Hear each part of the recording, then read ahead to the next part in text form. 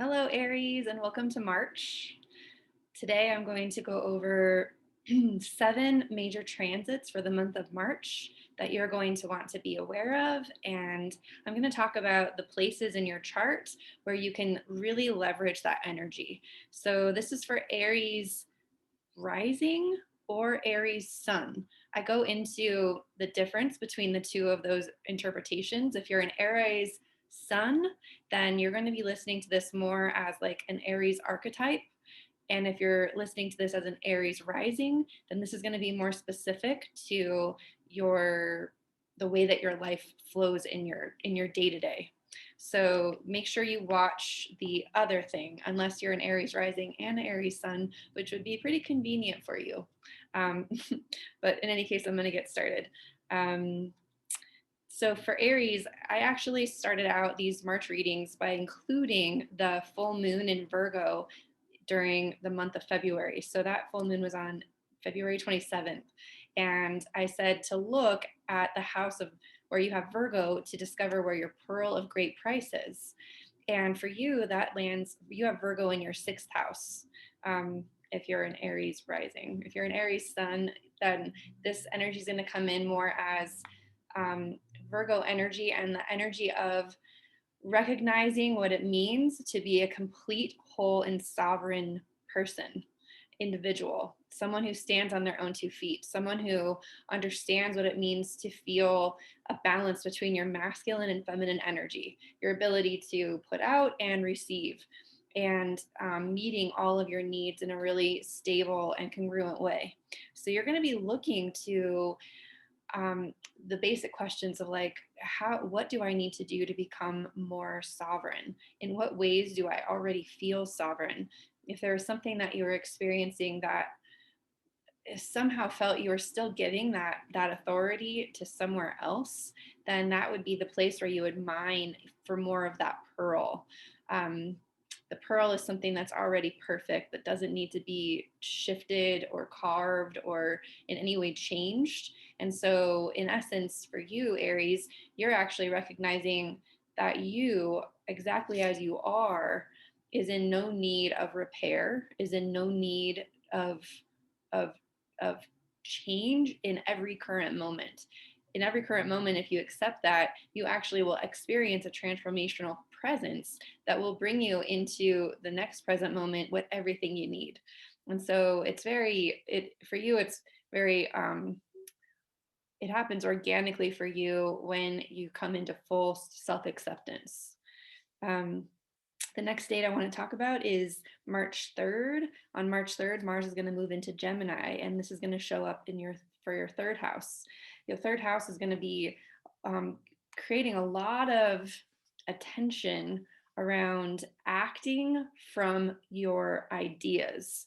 You're going to have strong opinions and ideas about everything that you've experienced over the last couple of months, and really taking those preferences into account and taking action from your preferences is going to be the most solid plan of action for you in the month of March.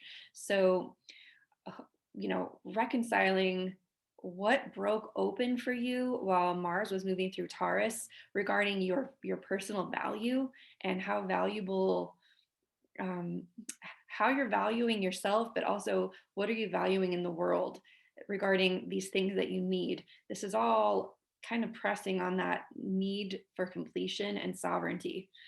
Um, the whole for the next month and a half, 2 months, while Mars is moving through Gemini, you're definitely going to find yourself, you'll have a thought and you're just going to act.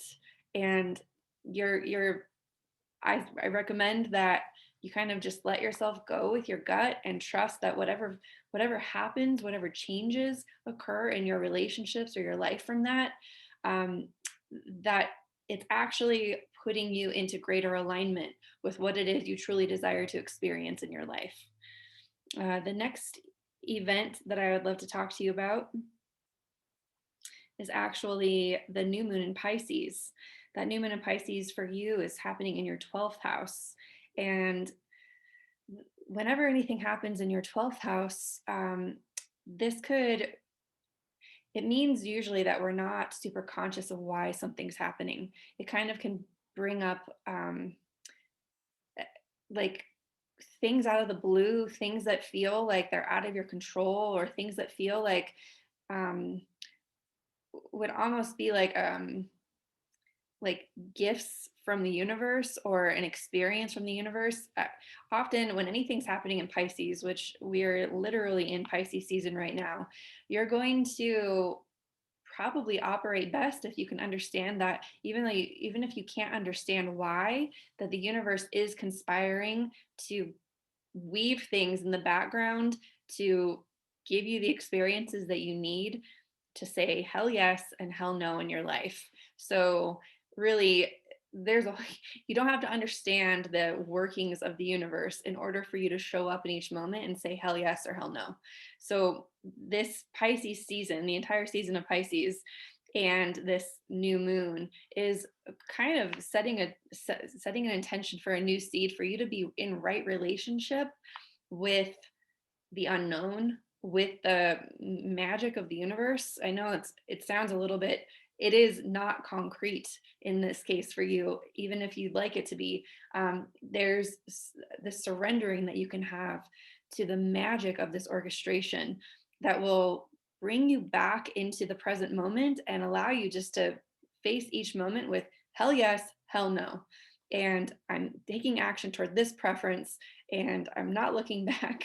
I'm just going to continue moving forward, and I'm going to keep creating what it is I'd like to experience more of.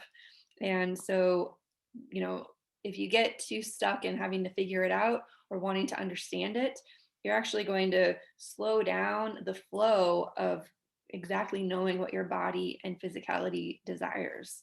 And so this new seed is just to allow yourself to trust that the universe has your back. The next event is it's Mercury's movement into Pisces. For you, again, this is in the 12th house.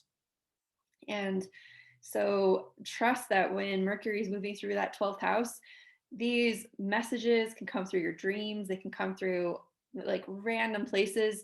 This is like receiving messages from out of the blue, things that um, phone calls you weren't expecting, message. I don't know. It's all of it's going to be just orchestrated. And so kind of take the ride, just enjoy receiving messages out of the blue from nowhere, and trust that this is the universe orchestrating to let you have an opportunity to say yes or no. So it doesn't mean that there are all these communications or all of these things are going to be absolute yeses. More than ever right now, you're meant to acknowledge your preferences and respond to your environment in real time with yeses and nos. Then next we'll have, this is going to be awesome for you. The sun is moving into Aries and Venus will be moving into Aries. This will happen on March 20th and 21st. So, I think that, I don't know if I told you that the new moon is on the 13th and then Mercury into Pisces is on the 15th. So the teens are going to be that energy I just spoke of. But when the sun and Venus move into Aries, this is going to feel like a rebirth for you. It's going to feel like, especially if Aries is your rising sign, it's going to feel like the energy just got amped up, that you're ready to express yourself. You've got higher confidence for you to just take action on what it is you feel in your guts. You're going to have the grace of the vision from your past experiences and the vision of where you want to go to be able to make those decisions. You're changing your karma in a very big way by acknowledging all of the wisdom that you've accumulated over the last year and making that new version of you. You're forming it every decision you make, every yes that you say, and every no that you say. You're forming this new vision. And in some ways, around the 20th, this is like a resolution of that and a coming out of that.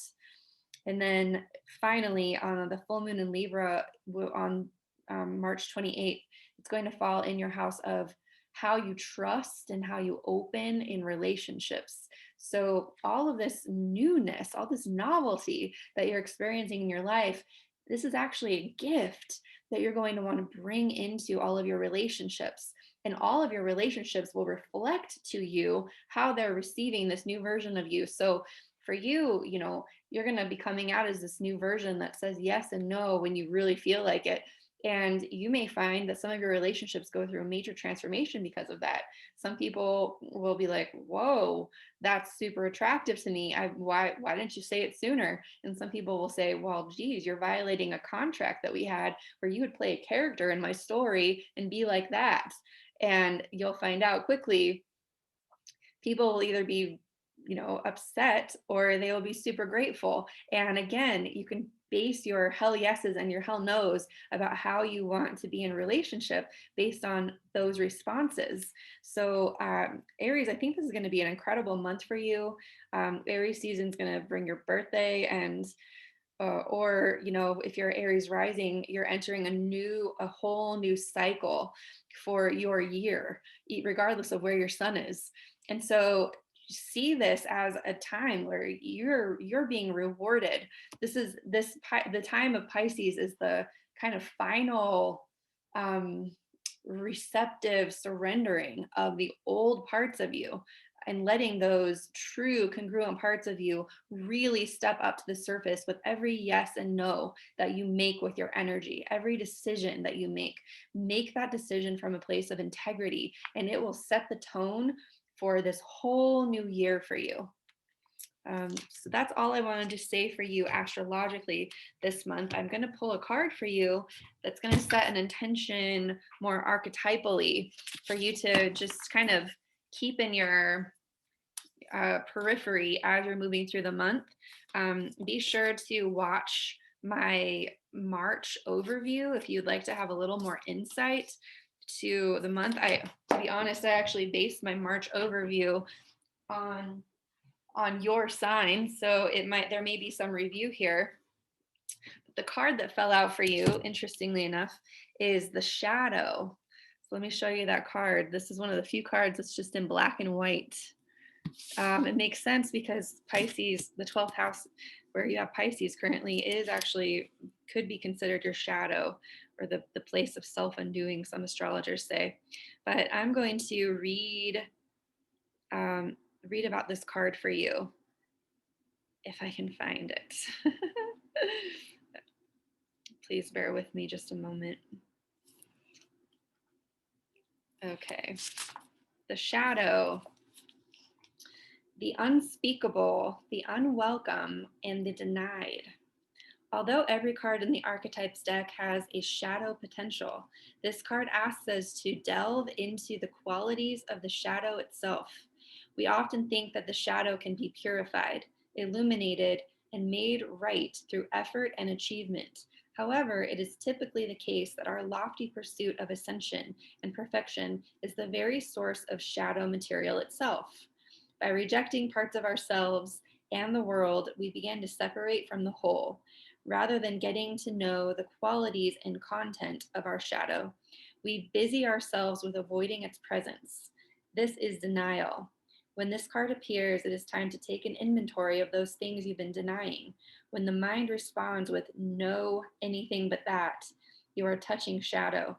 Find support for this deep inner work and move toward the shadow with patience and compassion. When in light, revealing unconscious aspects of self and the world. When in dark, denying unconscious aspects of the self and the world. Contemplate the following scientific observation. The closer an object, person, place, or community is to the light, the longer the shadow it casts. In the shadow of the gods, there are the very gods themselves. In the shadow of the gods are the very gods themselves. Reflect on this statement by James Hillman in A Blue Fire. What do you desire or despise about yourself? By answering, you move towards shadow. Well, by facing shadow this month, you're absolutely aligning yourself to that hell yes congruence and that hell no congruence. And even though this is talking about what is it that you deny, trust that what it is that you're saying hell no to, it's not that this card is saying you must say yes to that. It's just saying that there's so much that can be revealed to you by recognizing what it is you're saying no to. And there's a beautiful exercise that you can do that I'm reminded of while you're preparing for this rebirth of your year. You can create 3 columns on a piece of paper, and you could write in the first column all of the qualities that you actually despise, or all of the things that you say hell no to now. And go ahead and write those in the first column. Then in the third column, write down all of the qualities that you really admire, things that you just put on a pedestal that you think are like optimum top qualities. So in essence, you're making a column that says, this is bad stuff, this is good stuff. And then I want you to observe how you actually respond. If there's some place in the middle that you can find an equanimity between these two extremes. Um, what's interesting is sometimes the things that we despise most, we actually polarize to the opposite side of that. And we end up creating an imbalance by polarizing to the opposite side. But if you take a look at some of the traits that you really acknowledge that you admire, you may find that those qualities you admire are actually somewhere between the thing you despise and the thing that you actually do to not be this thing. And so you may find the answers by doing this exercise. I've done it before and it's very revealing. It actually it reveals extremely clearly how bringing a little bit more of ourselves to the table instead of being what we've conditioned ourselves to be so that we don't experience certain things, it brings us into higher levels of congruency. And as this rebirth is happening, you probably will be, you know, offered the opportunity to experience a lot of those things in the coming couple of weeks. So I wish you a lot of luck, and I will see you next time. Please like, share, and subscribe this video, and I'll be making regular videos for each of the signs moving forward from this day forward. All right, thank you. Bye-bye.